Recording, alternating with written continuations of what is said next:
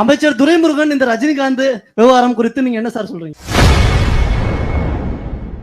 நேற்று அமெரிக்கா செல்வதற்கு முன்பு விமான நிலையத்தில் செய்தியாளர்களை சந்தித்து பேசிய முதல்வர் ஸ்டாலின் அமைச்சர் துரைமுருகன் மற்றும் நடிகர் ரஜினிகாந்த் சண்டை குறித்து விளக்கம் அளித்துள்ளார்.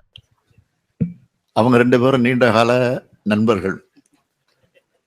அவரும் சொல்லிட்டாரு, இவரும் சொல்லிட்டாரு.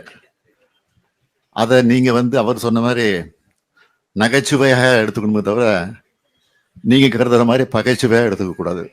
அதுதான் அவர் சொன்னதான் நான் திருப்பி சொல்றேன். சார், இந்த அமெரிக்க பயணத்துல குறிப்பிட்ட இலக்க முதலீடுகளா நிர்ணயித்து இந்த பயணம் மேற்கொள்றீங்களா? அது ஒண்ணு. இன்னொன்னு, 43 ஆண்டுகளுக்கு பிறகு முன்னாள் முதலமைச்சர் சிகாகோ மாநாட்டுல தமிழர்களை சந்திச்சு பேசினார். 43 வருஷம் கழிச்சு நீங்களும் அங்க தமிழர்களை சந்திச்சு பேச இருக்கீங்க. அது எத்தகைய மகிழ்ச்சியை உங்களுக்கு தருது? போற காரியம் நிச்சயமாக வெற்றியடையும் நம்பிக்கை எனக்கு இருக்கு. முதலீட்டாளர்கள் பொறுத்தவரை போட்டி போட்டுக்கொண்டு என்னை சந்திக்கணும், தமிழ்நாட்டுக்கு நாங்கள் அதை செய்ய போகிறோம், இதை செய்ய போகிறோன்னு அவங்க டைம் கேட்டிருக்கிறாங்க. இப்போ நான் கொடுத்துருக்கிற நாட்களே போதாதுன்னு நான் கருதுகிறேன்.